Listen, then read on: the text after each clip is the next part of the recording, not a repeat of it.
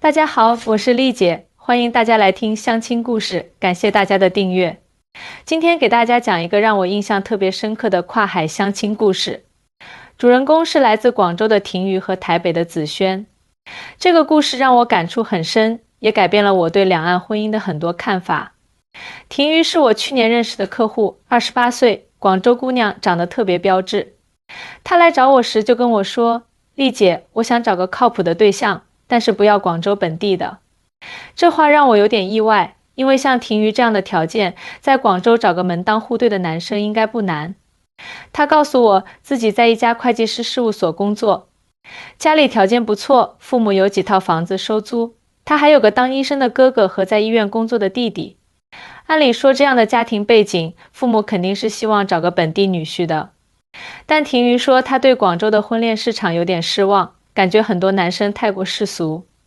缘分这种事情真的很奇妙。就在我准备给婷瑜介绍对象的时候，我另一个客户子轩来广州出差，顺便来我这里看看。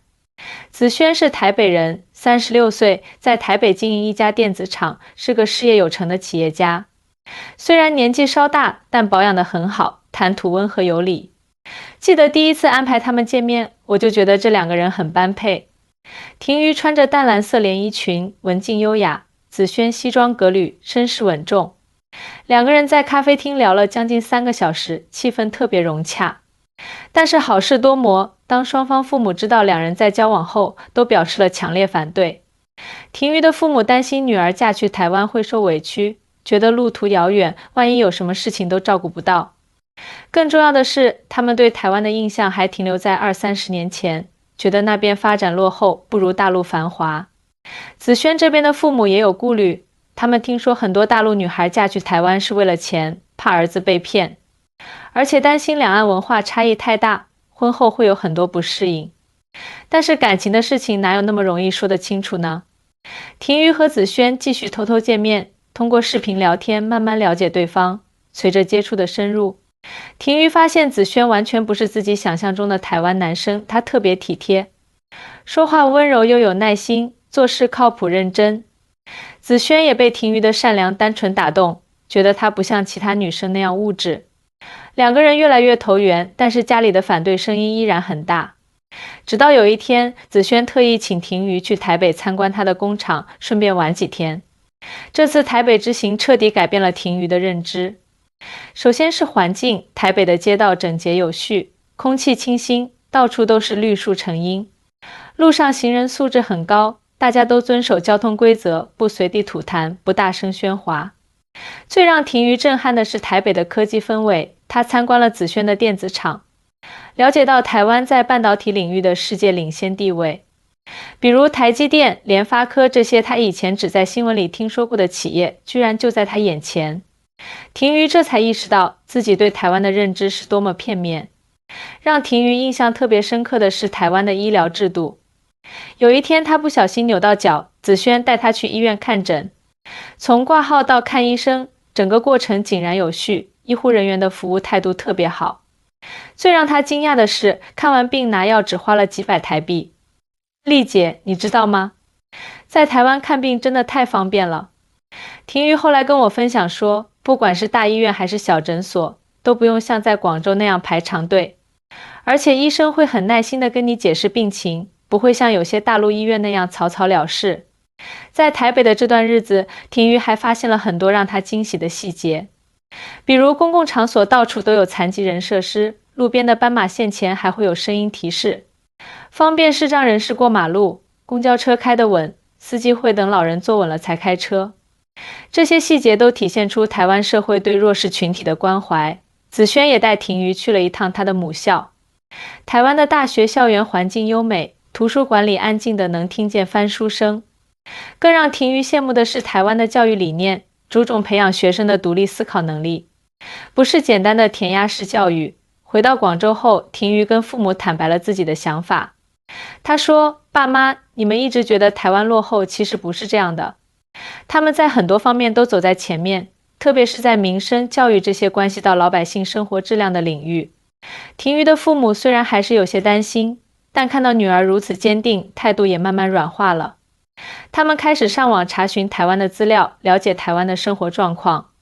慢慢的，他们对台湾的印象有了很大改观。子轩那边的父母也是聪明人，通过几次视频聊天，发现婷瑜确实是个善良单纯的姑娘，完全不像他们担心的那种别有用心的类型。再加上儿子都36岁了，他们也希望他能尽快成家。就这样，在我的牵线搭桥下，婷瑜和子轩的婚事终于定了下来。但是结婚后会面临的问题才刚刚开始。首先是户口的问题，婷瑜需要办理各种手续才能在台湾定居。还有就是两个人的生活习惯差异，比如饮食习惯，广州人喜欢吃的重口味，而台湾这边口味相对清淡。婷瑜刚去台湾时总觉得不够味，但慢慢也适应了台湾的饮食。现在他还学会了做一些台式料理，比如卤肉饭、三杯鸡这些。语言也是个问题，虽然都说中文，但台湾和大陆在用词上还是有很大差异。比如便当就是盒饭的意思，机车是摩托车，夜市就是大陆说的夜宵街。刚开始婷瑜经常听不懂台湾人在说什么，闹了不少笑话。但是最让婷瑜没想到的是，嫁到台湾后，她和大陆亲戚的关系却渐渐疏远了。这其中有很多复杂的原因，不仅仅是地理距离的问题。婷瑜告诉我，她现在的生活方式和价值观都发生了很大变化，和以前的亲戚朋友越来越说不到一起去了。这不，前2天婷瑜来找我喝茶，跟我讲起她和大陆亲戚关系疏远的原因。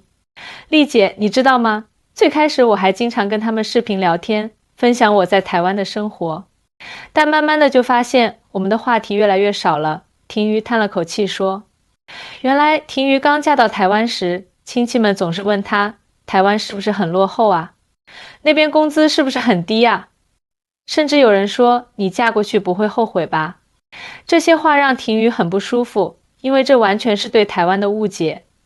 更让婷瑜无奈的是，每次她想跟亲戚们分享台湾的好，比如完善的医疗保险制度、便利的公共交通、优质的教育资源，对方要么不信，要么就说咱们大陆发展得更快。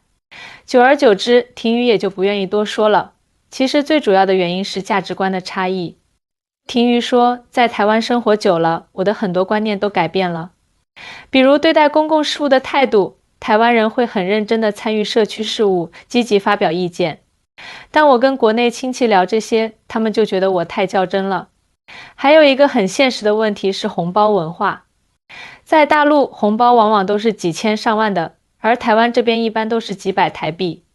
每次回广州参加亲戚的婚宴，婷瑜都很为难。按台湾标准给，亲戚会觉得他小气；按广州标准给，又觉得太铺张。最让我受不了的是，有些亲戚总喜欢打听子轩家里的情况，问我们在台北买房没有，公司做得怎么样。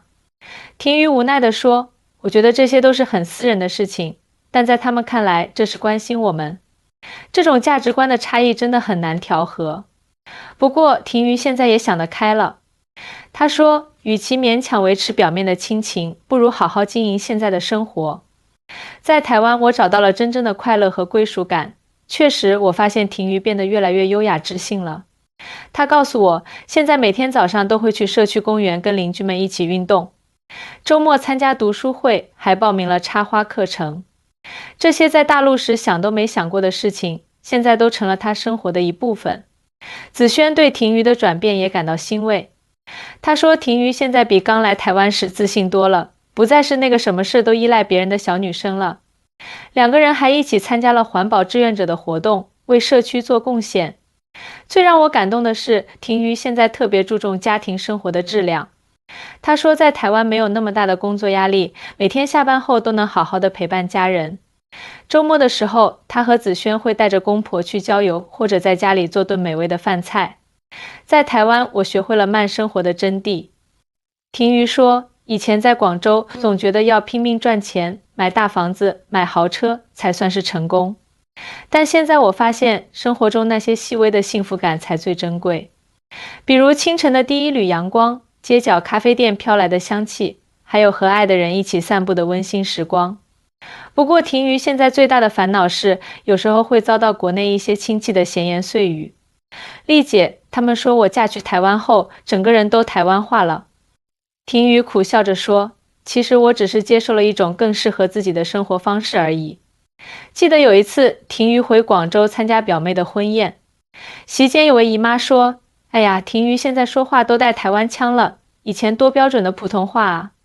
还有人阴阳怪气地说，嫁去台湾后，连走路都是一副娇柔造作的样子。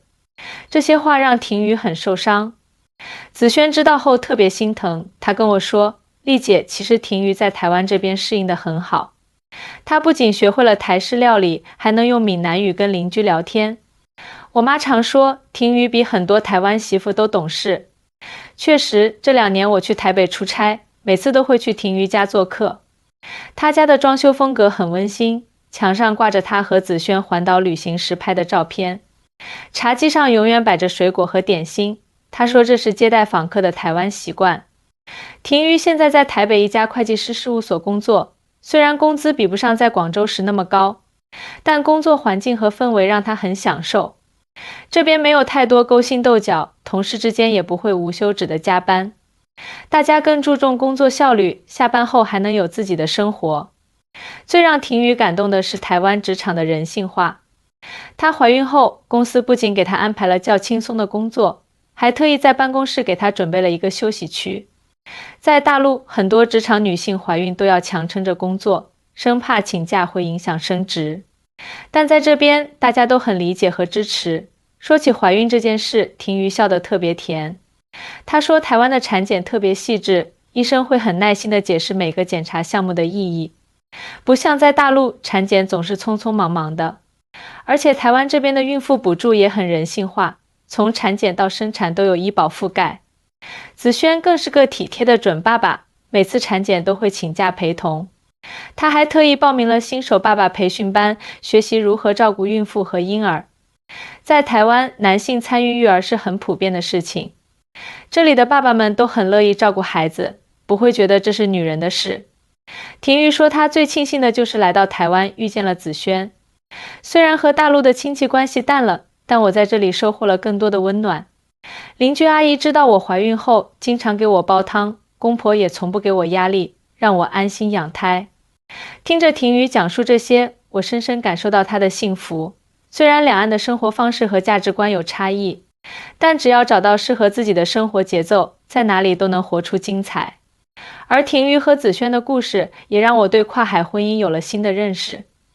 前几天，婷宇特意发来一段话，说想让我分享给那些同样憧憬赴台婚姻的姑娘们。她说，丽姐，很多人都说嫁去台湾就是远嫁，会很辛苦。但我想说，只要找对人，在哪里都是美好的。婷宇现在已经怀孕7个月了，小日子过得特别滋润。她跟我分享说，台湾这边的婆婆特别开明，从不干涉小两口的生活。公婆住在台北郊区的独栋别墅里，隔3差5会请他们回去吃饭，但绝不会强迫他们住在一起。你知道最让我感动的是什么吗？婷宇说，有一次我突然想吃广州的肠粉，随口跟婆婆说了一句。第2天，婆婆就拉着我去了台北好几家粤式茶餐厅，非要找到正宗的肠粉。虽然最后吃到的味道还是差了点，但婆婆这份心意真的让我好感动。在台湾这2年，婷宇不仅收获了幸福的婚姻，也找到了事业的新方向。她利用自己的会计专业知识，在事务所专门负责两岸企业的财务顾问工作。在台湾工作的氛围真的很不一样，大家更注重专业能力，而不是看你来自哪里。不过婷宇也提醒想嫁来台湾的姑娘们要理性看待。台湾确实有很多值得学习的地方，但也不是天堂。这边的房价也很高，竞争压力也不小，最重要的是要找到真正了解、尊重你的另一半。子轩就经常跟我说，他特别欣赏婷宇的独立和上进心。很多人觉得大陆女生嫁来台湾是为了生活得更好，但婷宇从来不会事事依赖我，他会自己解决问题，还会给我很多工作上的建议。最近，婷宇在筹备新家的婴儿房，他说要把房间布置得温馨可爱。我和子轩商量好了，要把孩子培养成既了解大陆文化，又熟悉台湾特色的新一代。毕竟血浓于水，不能让孩子忘记自己的根。听到这里，我真心为婷宇感到高兴。虽然他和大陆亲戚的关系变淡了，但他在台湾收获了新的人生，建立了自己的小家庭。这不就是婚姻最美好的样子吗？所以各位准备嫁去台湾的姑娘们，一定要记住婷瑜说的话，跨海婚姻需要更多的理解和包容。但只要双方有心，一切困难都不是问题。重要的是要擦亮眼睛，找到真正懂你、爱你的人。这就是今天要跟大家分享的故事。婷瑜的经历告诉我们，婚姻不是非得在家门口找，异地恋也不一定是困难重重。关键是要找到真正合适的人，共同创造属于自己的幸福生活。最后，我想对所有正在寻找幸福的姑娘们说，不要被地域的限制束缚住自己，也不要被他人的偏见影响，勇敢地追求自己想要的生活，相信美好的姻缘早晚会降临。感谢大家的收听，我是红娘丽姐，我们下期再见。